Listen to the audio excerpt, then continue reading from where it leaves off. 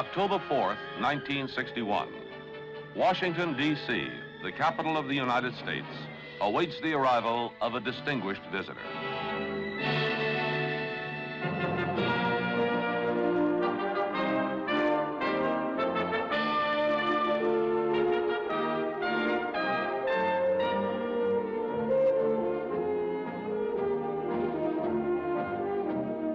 The American capital makes ready to greet His Excellency El-Farriq Ibrahim Abboud, President of the Sudan.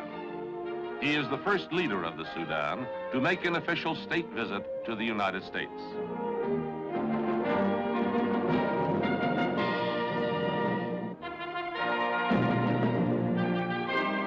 President Abboud is arriving aboard the American presidential jetliner, which flew to Khartoum to carry President Kennedy's honored guest to America.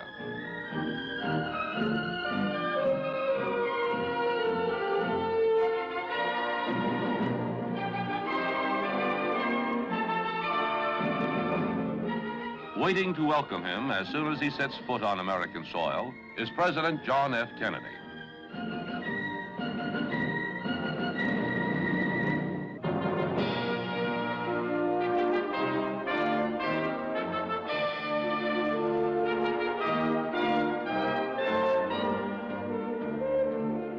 A group of Sudanese students have come to welcome the president of their country. Ladies and gentlemen, Mr. President, members of your party, I wish to express, on behalf of the people of the United States, our great satisfaction in welcoming you to our country. This is the first occasion in the history of the Sudan that a leader of your country has come to visit the United States. We welcome you also because you have set an example of a country with 8 neighbors, all of whom live at peace with you and with each other. You have set a standard for your continent and indeed, in that sense, for the world. We want you to know that your ministers and yourself will be most welcome, and we hope that when you depart, you will carry with you a very real appreciation of the warm feeling of friendship that our country feels for yours. Mr. President.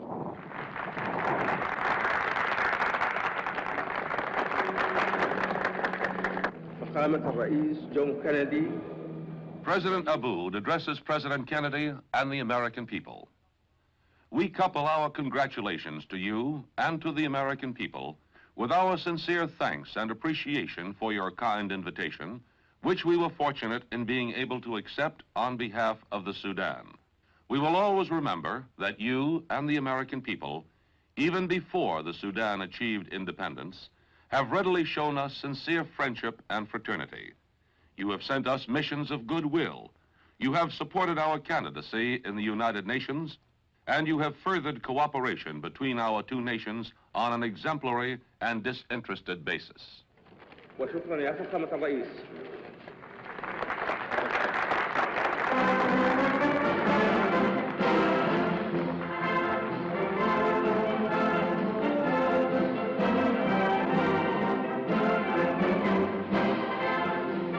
President Abboud is en route to the center of Washington, escorted by a full-dress parade.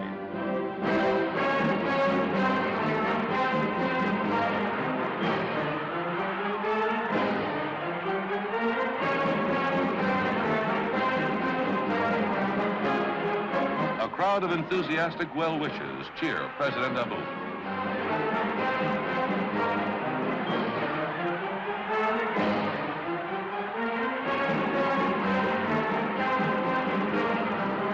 During his stay in Washington, President Abboud will make his home at the Blair House, the special residence for guests of the American president.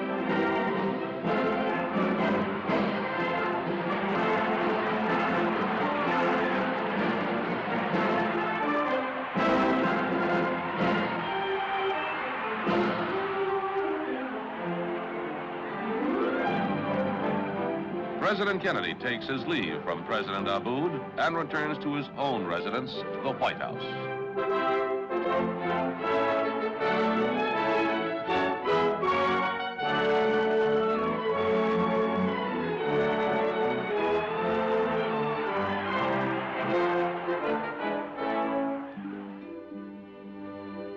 memorial to Abraham Lincoln, one of America's best-loved presidents, is visited first by President Abboud.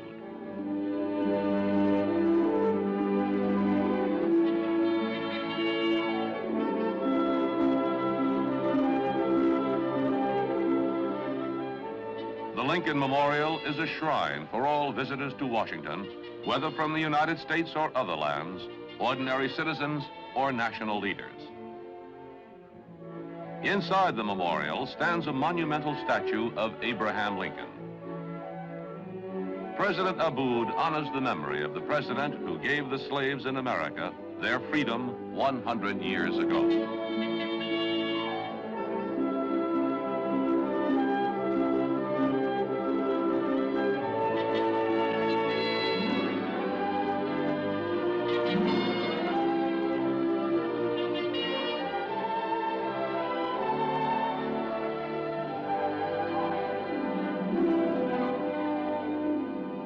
That evening, a state dinner is held by President and Mrs. Kennedy at the White House in honor of President Abboud.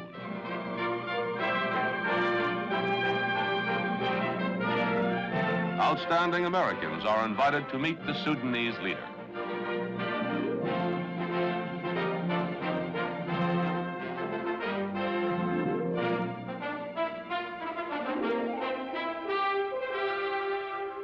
President and Mrs. Kennedy appear with their guest of honor and Ambassador and Mrs. Osman El Hadari of the Sudan.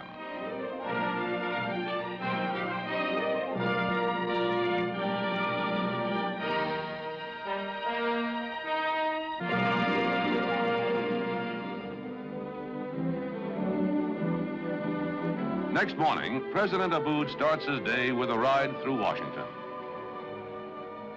Chief of Protocol, Angier Biddle-Duke, points out the Capitol building, seat of the legislative branch of the government.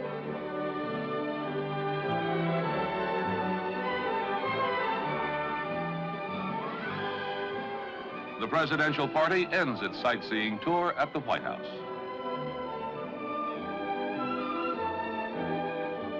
There, President Kennedy will confer with President Abboud. Representatives of the Sudanese, American, and world press are present to report the meeting of the two leaders.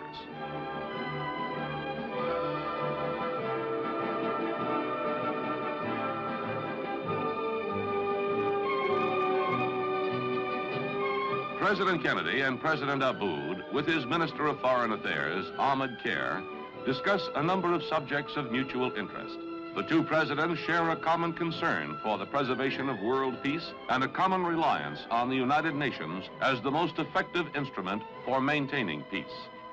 They agree on expanding their cooperation to further economic development in the Sudan. The two leaders affirm the right of peoples of every continent to self-determination.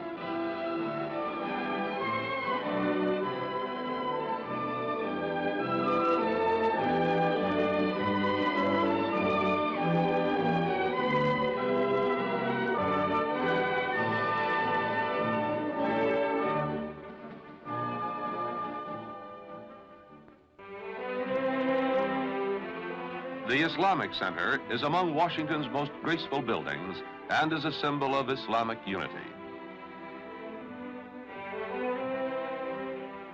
President Abboud arrives at the Washington Mosque, which is a place of worship for all people of Islamic faith in Washington.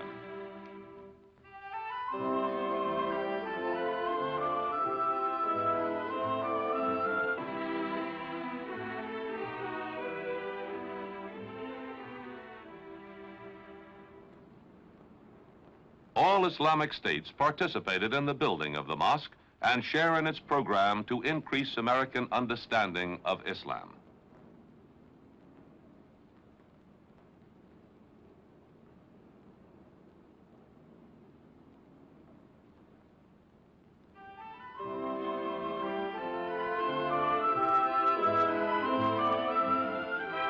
President Abboud is accompanied by many distinguished members of the Islamic community in Washington, including ambassadors of 10 nations to the United States.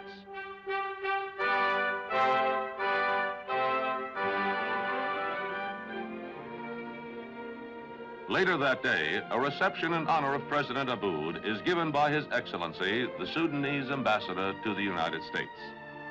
Many diplomatic and official dignitaries are present. The reception gives evidence of the sincere respect and appreciation for the Sudan and its president.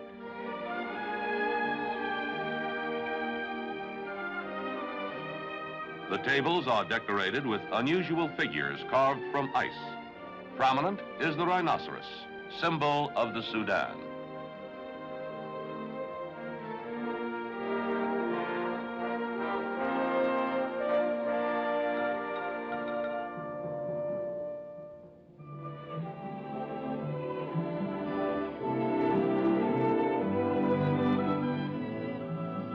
The National Zoological Park holds an unusual interest for the Sudanese visitors. President Abboud is making a gift to the Zoological Park of 2 migratory cranes and 4 demoiselle cranes from the Sudan. The rare gift is highly valued because these are the first migratory cranes the Zoological Park has had in 30 years.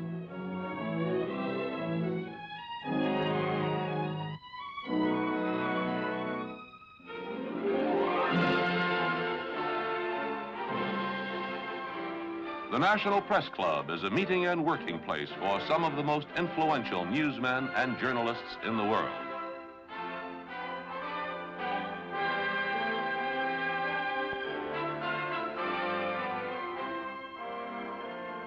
The Press Club, which has served as a forum for world leaders for more than 50 years, has invited President Abboud to address its members.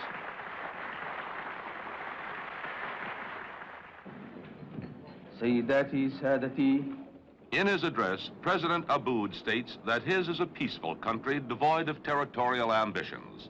He affirms the Sudan's support for complete and general disarmament and its opposition to nuclear tests by any nation. He further states that the Sudan supports the principle of self-determination as a solution for international problems and opposes colonialism in all its forms. شكرا لكم.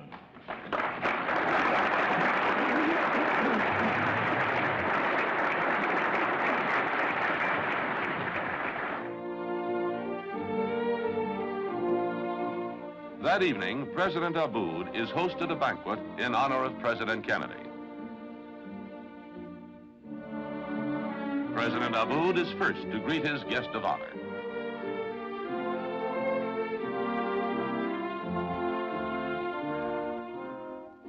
More than 500 distinguished American officials and members of the Washington Diplomatic Corps attend the banquet at President Abboud's invitation.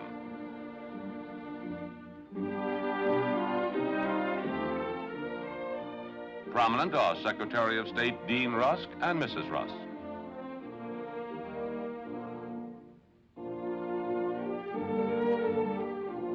In a toast to President Kennedy, the host states that he has found America aware of African aspirations and willing to cooperate in achieving them on a basis of mutual confidence and respect.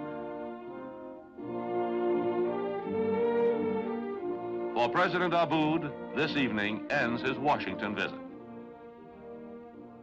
The next morning, he flies to Los Angeles, 2,300 miles away. Los Angeles is the great metropolis of the West. Home of over 5 million people, the spreading city is one of the largest in area in the world.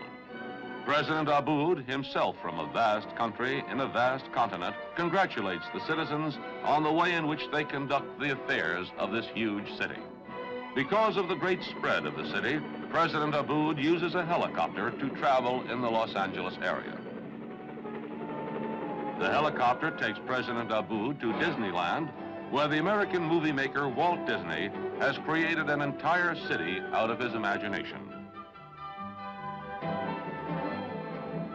Inspired by America's past and children's literature and his own films, Disney has put together a vast amusement park known throughout America.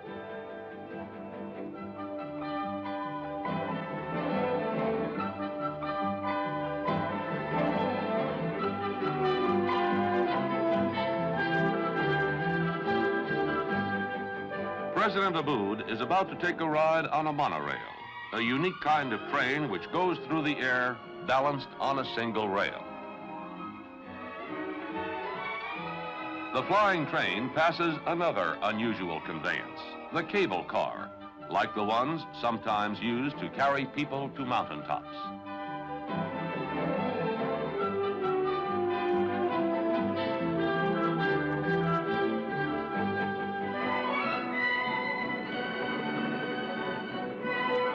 President Abboud next visits California State Polytechnic College, which has a program emphasizing agriculture and animal husbandry. A special horse show is held on the college grounds in honor of the Sudanese leader.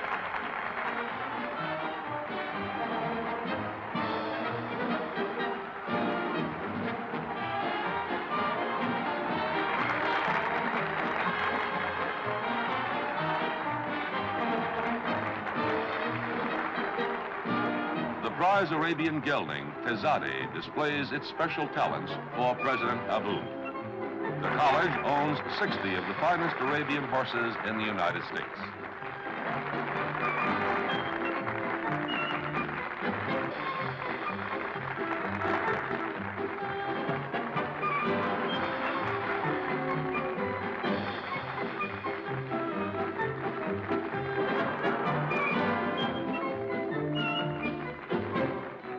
This rich agricultural land is part of Fresno State College, which has a number of Sudanese graduates.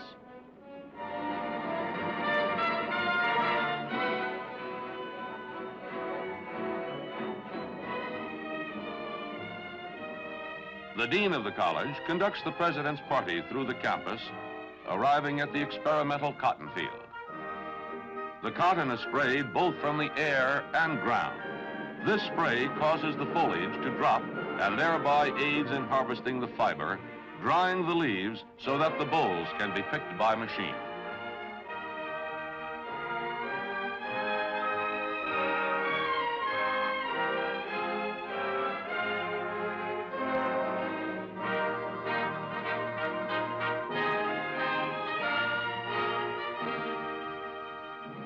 From Fresno, President Abboud flies to nearby San Francisco. San Francisco, a beautiful city in Northern California, is built on hillsides overlooking one of the largest bays in the United States. As he travels to the center of the city, President Abboud sees the elaborate system of highways and expressways which link the city with its suburbs and outlying areas.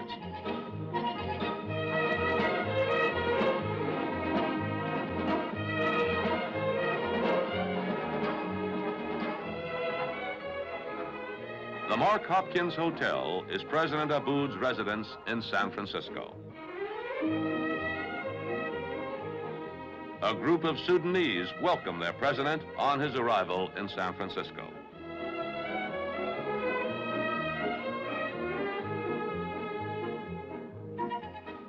After dark, colorful San Francisco takes on a new brilliance.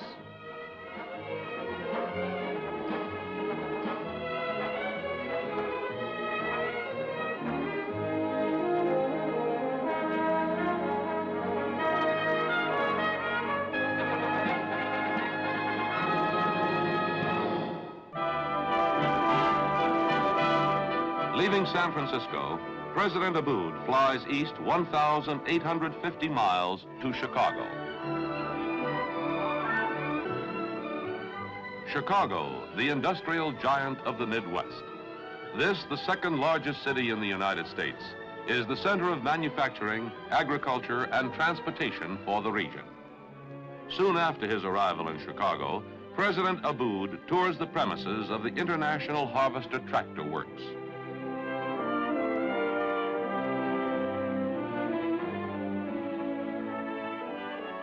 This large tractor is equipped to move earth and rocks to level the land. However, it can also pull many kinds of farm machines, such as plows, harrows, and reapers.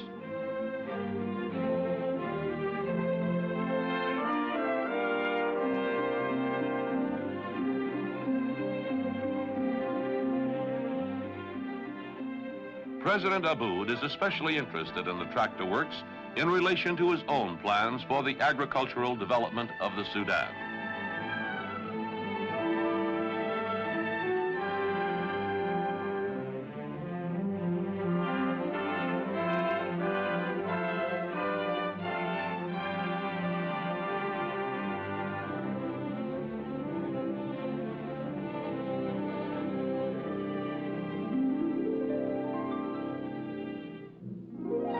Once again taking to the air, President Abboud leaves Chicago.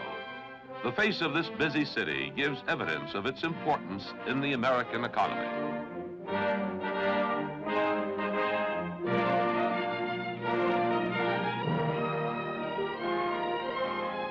President Abboud's tour of the United States ends 750 miles away in New York, a city of 8 million people and 1,000 skyscrapers, where Americans of all races and religions live and work together.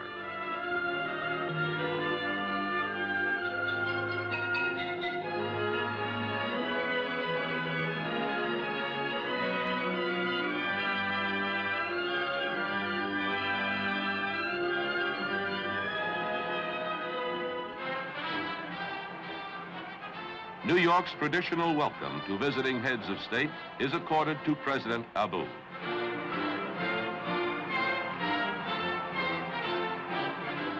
From the tallest buildings down to the sidewalks, throngs of Americans leave their work to welcome the visiting Sudanese leader. The enthusiastic reception given President Abboud shows the warmth of America's friendship for the Sudan. From the crowd-filled street, President Abboud goes to the top of the highest building in the world, the Empire State Building. President Abboud views New York from the 102nd story observation platform, 1,000 feet above the ground.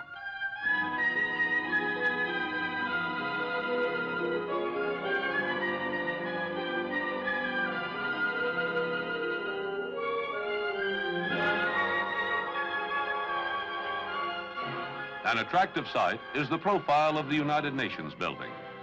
After observing it from a distance, President Abboud arrives at the United Nations.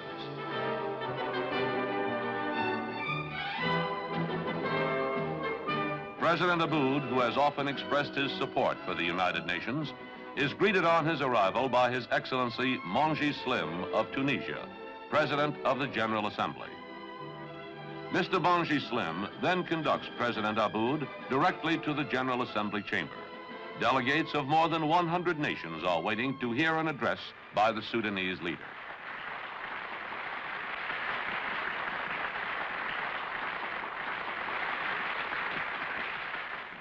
لا يسعني في أول هذا المقام إلا أن أبادر. May I, at the outset, pay my country's respectful homage to the memory of our late Secretary General, His Excellency Mr. Dag Hammarskjöld, and the devoted officers of the United Nations who fell with him in the battle for peace. The loss of Mr. Hammarskjöld is not only a loss to a family, or to friends, or to his country, that great nation which has sacrificed much in its dedication to this organization. Mr. Hammarskjöld's loss is a grievous loss to humanity. We lost him at a time when men like him are so sorely needed. التي قدمت الكثير من أجل الأمم المتحدة، وإنما المصاب في فقد هامرشولد هو مصاب الإنسانية كلها، فقد توارى السكرتير العام الراحل والعالم في أمس الحاجة لأمثاله من دعاة الخير والسلام. In the UN, as throughout his entire United States visit, President Abboud speaks about the aims and principles of the Sudan. He explains the Sudan's policies in favor of non-alignment, self-determination, and disarmament. He speaks strongly for greater aid to the underdeveloped countries and emphasizes his country's staunch support for the United Nations, which he describes as a temple of hope to preserve and promote the cause of peace and progress.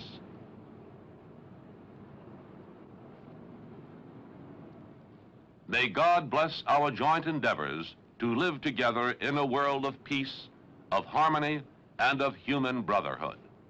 الأخاء، وشكرا يا سيادة الرئيس.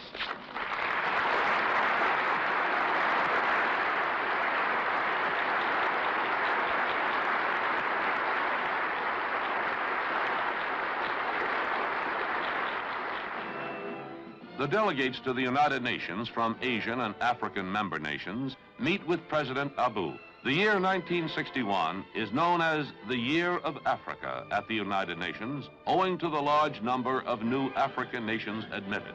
President Abboud, the leader of the largest nation in Africa, is known as a good neighbor and a good friend.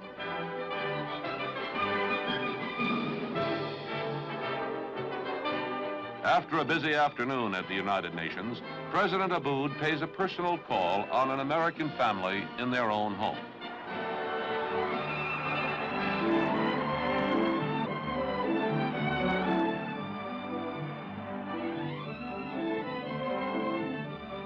This family, like most others in New York City, lives in an apartment within a large building.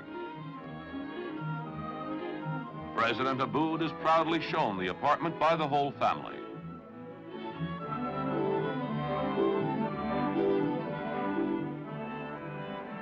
The head of the family, Mr. Pitt, is a policeman for the New York Housing Authority. He maintains law and order and watches over the safety of housing project tenants.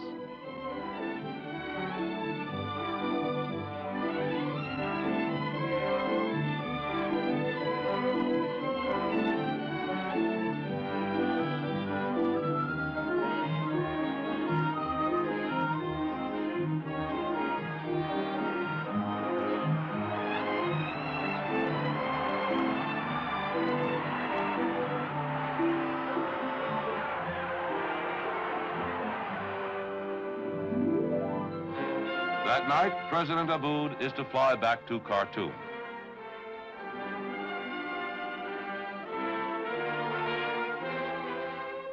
A final memento is presented to the departing guest, a symbol of New York's friendship for the Sudan.